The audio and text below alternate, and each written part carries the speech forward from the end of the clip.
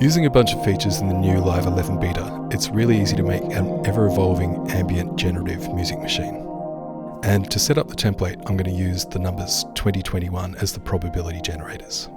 Starting here first with 4 MIDI tracks, I've got the same instrument on each track, and I'm going to soften the attack a little bit and then exclude the attacks from macro randomization, and then randomize the macros. And then I'll do the same on the next track. And the same for all 4 tracks. The only other thing in here is a percussion loop that I'll come back to later. Now, so the music can play out, I'll turn my mic off in a sec, but there's just one more thing to do to get things set up, and that's start by selecting the 4 MIDI clips, and then set them all to the same scale.